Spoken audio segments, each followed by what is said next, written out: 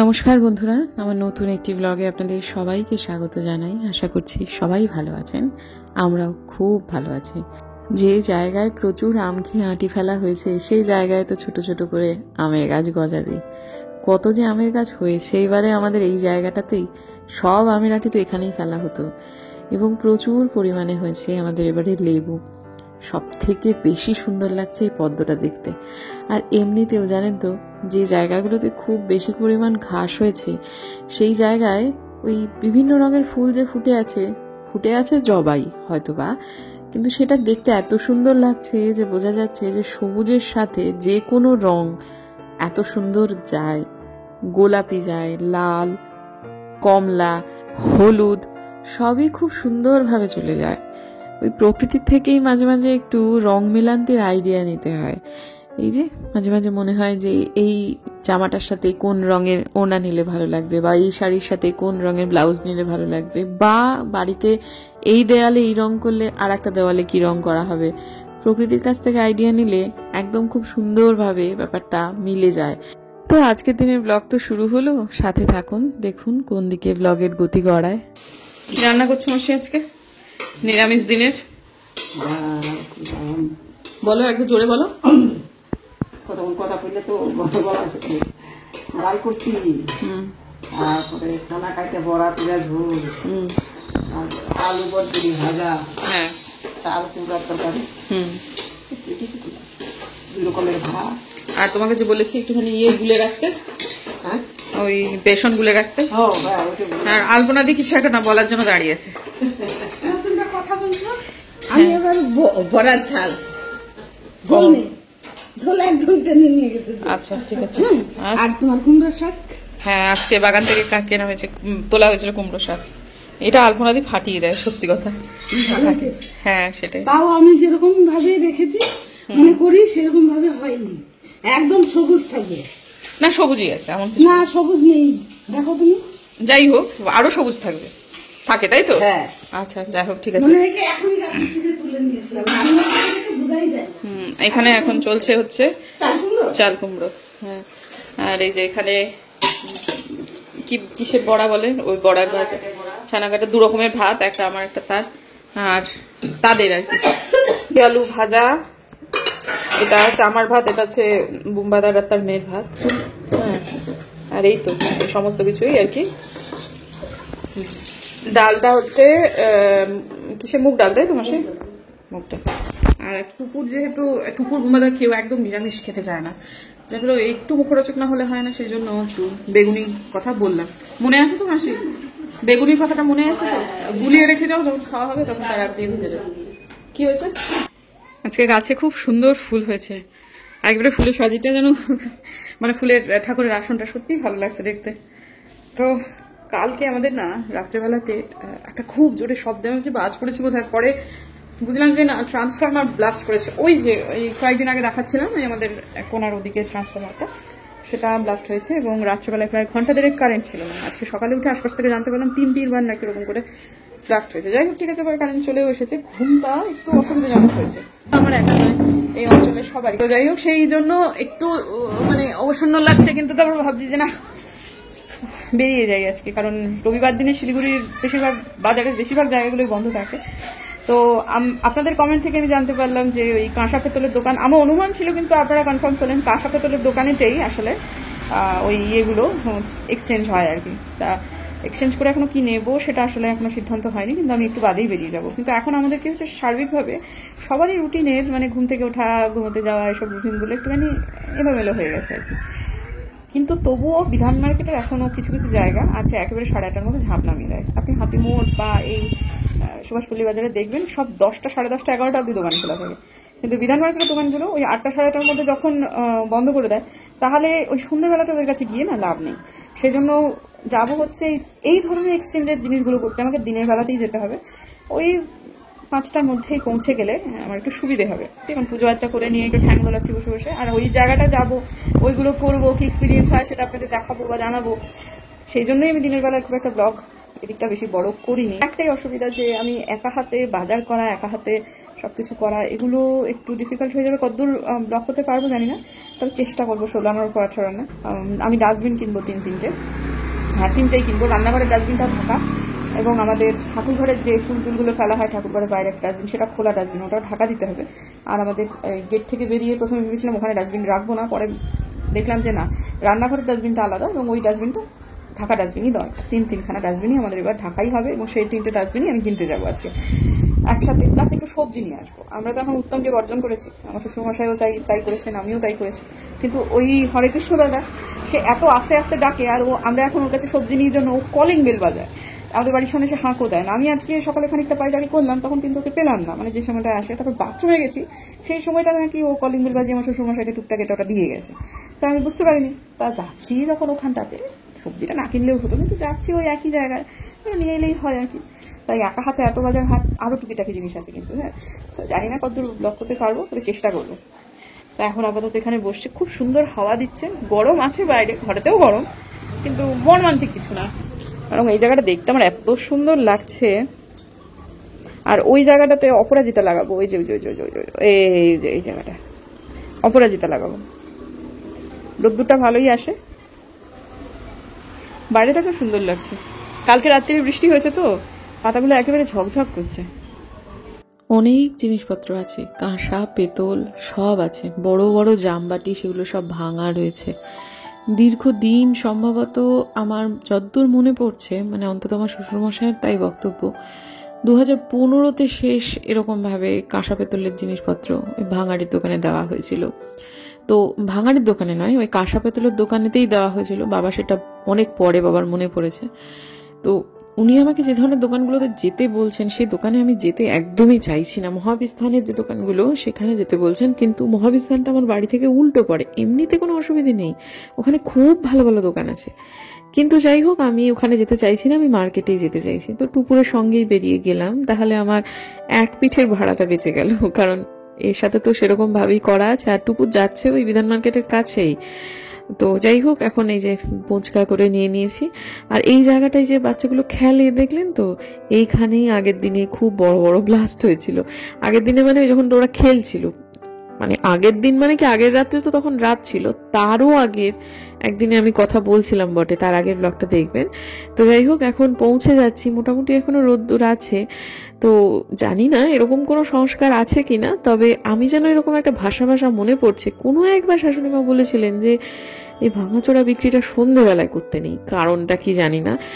ঠিক আছে, আপাতত টুপুর নেমে গেল, ওকে তো আদিত্য দিতে আসবেই আবার।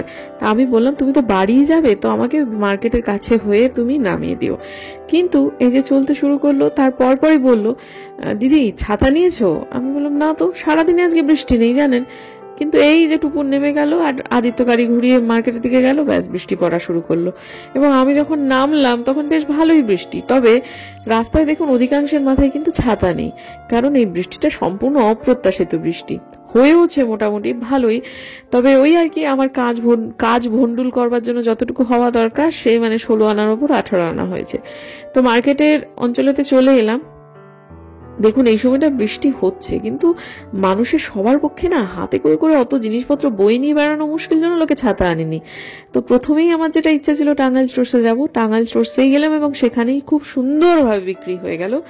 আর বড় দোকানে যাওয়ার একটা সুবিধা হচ্ছে, এটা খুব একটা ঠকায় না। টাঙ্গাইল স্টোর বহু পুরনো দোকান, এবং আমি জিনিসগুলো বিক্রি করলাম, আমি এক্সচেঞ্জ করিনি, কারণ এক্সচেঞ্জ করে কি নেব সেটা নিয়ে আমার একটু সন্দেহ ছিল, মানে কনফিউশন ছিল। আমার খুব ইচ্ছে ছিল একটা গোপালের, মানে খুব ইচ্ছা একটা গোপালের, কিন্তু এই ভাঙাচোরা জিনিসের বিনিময়ে আমি গোপাল কিনতে চাইলাম না, সত্যি কথা।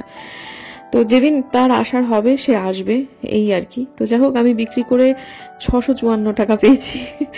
আর তারপর নিলাম হচ্ছে 3টে ডাস্টবিন। আমি ডাস্টবিনটা তো বলেইছি আপনাদেরকে যে আমি আমার সিঁড়ির দিকে, মানে আমার বাড়িতে এখন কোনো খোলা ডাস্টবিন আমি রাখবো না, তো এই বালতির মতো করে, এগুলো বালতি অ্যাকচুয়ালি, ডাস্টবিন নয়, কিন্তু আমি ঠিক এই জিনিসটাই চাইছিলাম, আমার এটা খুব সুবিধে হবে। এই হ্যান্ডেল দেওয়া ডাস্টবিনগুলো, মানে ওই পা দিয়ে চেপে ধরলে খুলে যায়, সেই রকম ডাস্টবিন আমি চাইছি না। তো যার ফলেতে এই ধরনের জিনিস নিয়ে, সামান্য কিছুটা সবজি নিয়ে তারপর যাচ্ছি বাড়ির উদ্দেশ্যে। কিন্তু কি হয়েছে, সবজি নিয়েছি 50 টাকা, মানে একদমই একটুখানি, কারণ সেই সময়টাতেও কিন্তু বৃষ্টি পড়ছিল আর হাতে ছাতা নেই, হাতক ভেজা যায়। কিন্তু জানেন তো এই সময়টায় তিলক রোড ধরে আসা মানে সে এক কি বলবো, বিশেষ করে বৃষ্টি পড়ছে, জনমনীষ প্রচুর, রাস্তাটা সরু, সেটা অনেক জায়গায় যেতে শর্টকাট, কাজেই একটা রাজপথের মানে মর্যাদা যদি একটা সরু গলিপথ পেয়ে যায়, আর এই টোটো, এই বাইক, এই রিক্সা সব ওইটার মধ্যে দিয়ে মানে যে কি বিভৎস অবস্থা, সেই জায়গাটা ব্লক তো করতে পারলামই না, উল্টে এত বিরক্ত লাগছিল যে মানে কি রাগ হচ্ছিল, মনে হচ্ছিল দূর বাবা, এই দিক নিয়ে না এসে একটু ঘুরপথে গেলেই হতো।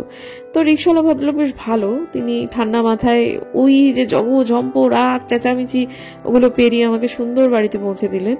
এবং তারপর বাড়িতে এসে দেখছি একটা ফুটফুটে বাচ্চা এসেছে, সেটা হচ্ছে মামুনি কাজ করতে ঢুকেছে, মামুনির বাচ্চাটাকে নিয়ে এসেছে, সে হাতে একখানা লাল মার্কার নিয়ে সবাইকে মেহেন্দি পড়াচ্ছে। আর আমি এই সময়টাতে আলপনাদি বললো, বৌদি এসেছি যখন একটু চা খেয়ে দেবে, উপরে যাও। তো চাটা খাচ্ছি, আমাদের চাটা উপরে যা হয়, আমার শ্বশুরমশার চাটা অনেক বেশি ভালো হয় জানেন, সেজন্য চায়ের লোভে বসেই পড়লাম। তো তারপর এসে যা হোক সন্ধেবাতিটা দিয়ে দিলাম। আর এইখানে বাইরে এখন আমি দিচ্ছি লোবানের স্টিকগুলো, কারণ আছে অনেকগুলো, তো খরচ তো করতে হবে বলুন দেখি, সেই জন্যই ওগুলো আর কি ওই জায়গাটাতেই এখন আমি দিচ্ছি। আর ঘিয়ের বাতি দিয়ে এখন সন্ধেবাতি দেওয়াটা খুব পছন্দ করছি, কারণ ঘিয়ের বাতি কিনেছি অনেকগুলো, দেখতে খুব সুন্দর লাগে, বেশিক্ষণ জ্বলে না, কিন্তু যতক্ষণ জ্বলে বেশ ভালো লাগে, আর গন্ধটা কিন্তু সত্যি ঘি বটে।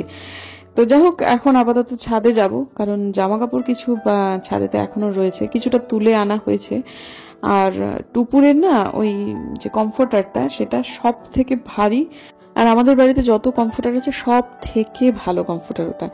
তা সিঙ্গেল যদিও, কিন্তু দামে ভারী হচ্ছে আমাদের যে ডবলটা আছে তার থেকে অনেকটা, প্রায় দ্বিগুণ দাম আর কি এটা।